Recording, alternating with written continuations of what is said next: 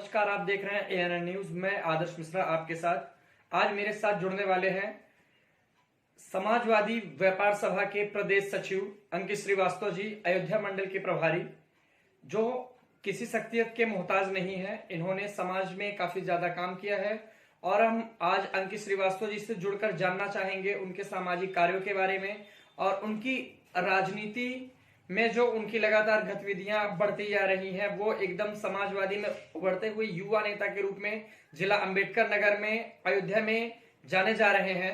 तो हम अंकित श्रीवास्तव जी से मिलकर जानेंगे राजनीति पहलू के बारे में और उनके सामाजिक कार्यों के बारे में। नमस्कार सर। बहुत बहुत धन्यवाद आपको अपना कीमती समय देने के लिए। जहां तक राजनीति की बात है तो सर्वप्रथम तो हम लोगों का कार्य है समाज सेवा। समाज सेवा के साथ साथ राजनीति इसलिए जरूरी है कि राजनीति के माध्यम से समाज सेवा के क्षेत्र का विस्तार और अच्छा किया जा सकता है।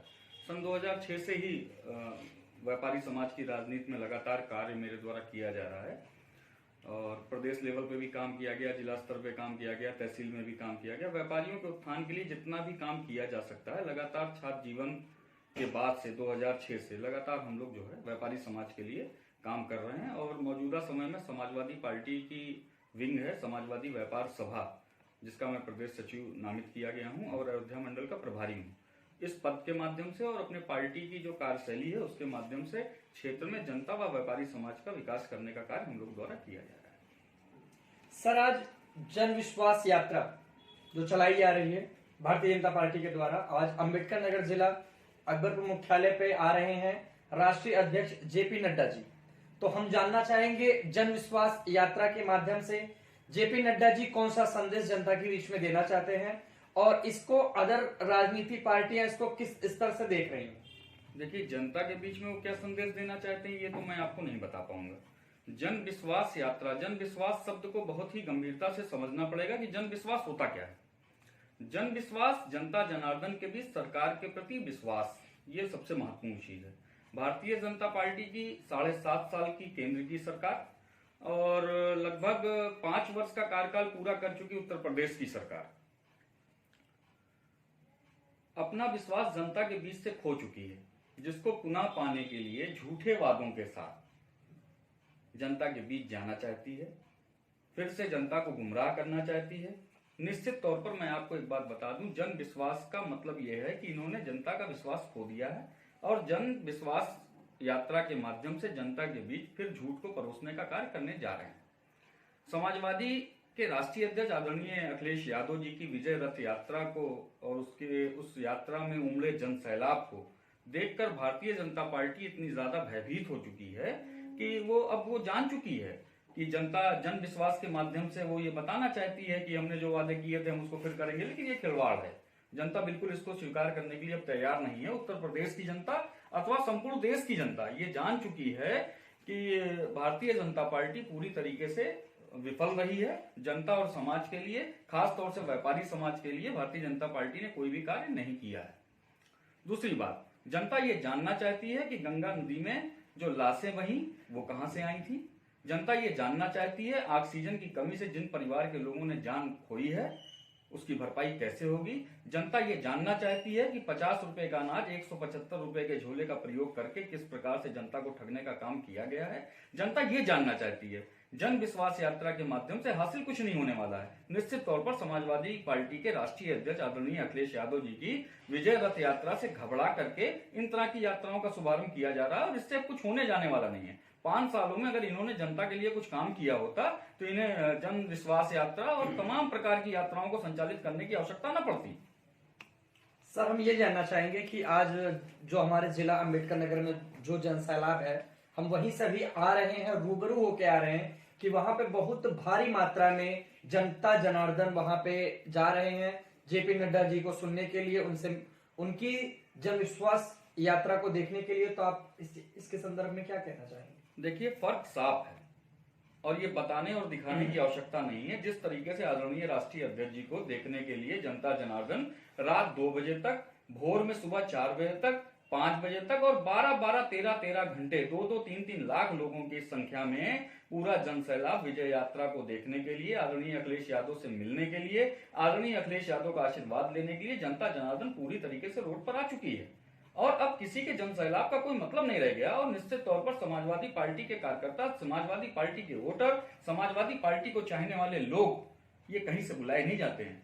भारतीय जनता पार्टी की रैली हो, विकास यात्रा हो या किसी भी प्रकार की कोई यात्रा हो, इनकी विश्वास यात्रा हो, जन विश्वास यात्रा हो, सब में अधिकारियों और कर्मचारियों और सफाई कर्मियों के और समूह जो इन लोगों ने बनाया है, इसको गुमराह करके भीड़ बटोरी जा रही है। ये कहीं से भीड़ आ वो नहीं रही है। निश्चित तौर पर भीड़ और जनता जनार्दन ने संपूर्ण उत्तर प्रदेश में आदरणीय अखिलेश यादव को 2022 में मुख्यमंत्री बनाने का निर्णय ले लिया है। अब इसमें कुछ सोचने समझने का समय रह नहीं गया है। इस प्रकार का जन सैलाब, इसको जन सैलाब नहीं कहा जाएगा, इसको जबरदस्ती भीड़ बटोरने की व्यवस्था कही जाएगी।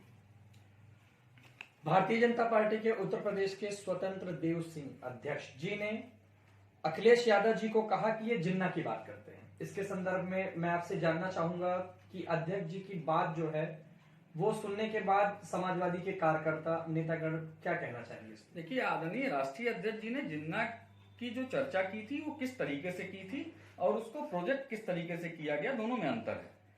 आदरणीय अखिलेश यादव जी कभी भी लूज टॉक नहीं करते, पहली चीज। दूसरी चीज, आप जिन्ना की बात बार बार करते हो। भारतीय जनता पार्टी के लोग जिन्ना की बात करते हैं, गन्ने पे बात कब करेंगे? गन्ने का समर्थन मूल्य कब बढ़ेगा?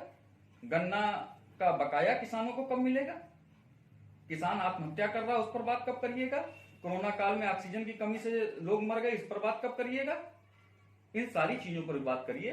केवल आप जिन्ना की बात करने की बात करते हैं। अरे आप गन्ने पर भी बोलिए, गन्ने का बकाया राशि दिलवाइए। किसान आत्महत्या कर रहा है, उसकी बात करिए।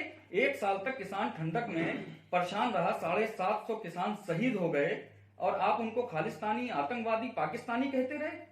अंत में जब आपने देखा कि आदरणीय अखिलेश यादव जी के साथ जन सैलाब उत्तर प्रदेश में उमड़ता जा रहा है, तो आपने घबराहट में किसान बिल वापस कर दिया। तो जनता ये जान चुकी है, कमल का फूल हमारी भूल। निश्चित तौर पर 2022 में इसका असर देखने को आपको मिलेगा।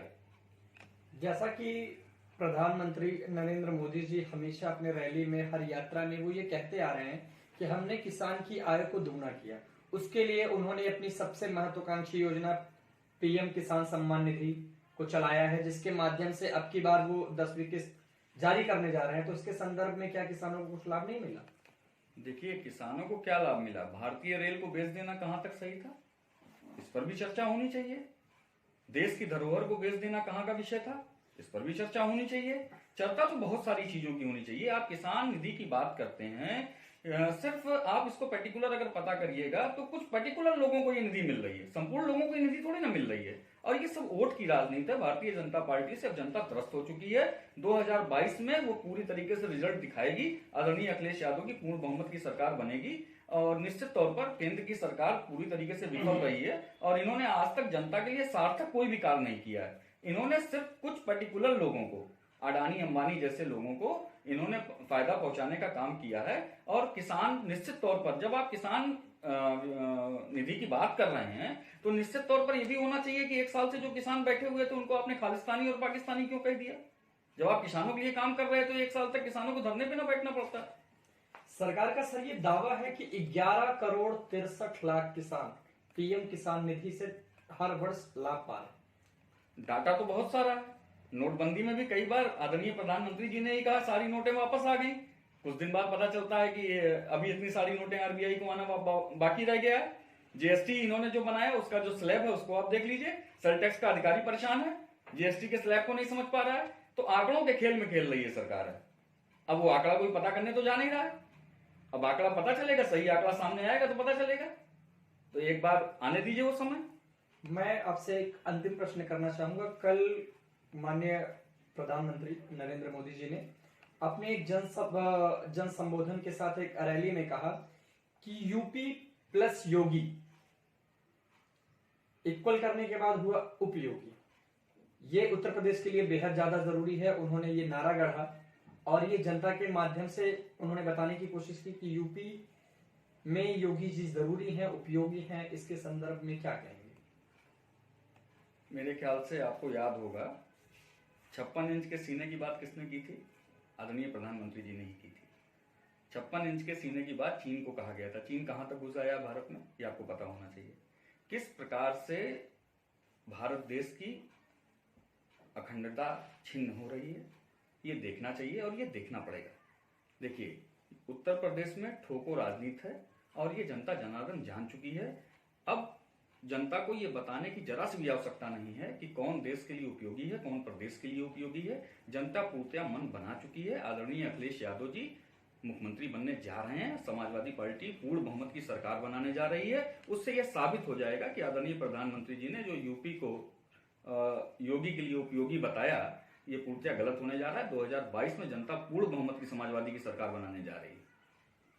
समाजवादी व्यापार सभा के प्रदेश सचिव अंकित श्रीवास्तव जी हमारे साथ जुड़े। उन्होंने अपने जीवन में सामाजिक कार्यों का उल्लेख किया और जो इनकी राजनीतिक गतिविधियां हैं उसके बारे में बताया। उसके लिए हम इनका दिल से बहुत बहुत आभार प्रकट करते हैं। बहुत बहुत धन्यवाद आपको भी देते हैं और अपना कीमती समय आपने हमको दिया, समाज को दिया। बहुत बहुत धन्यवाद आपका।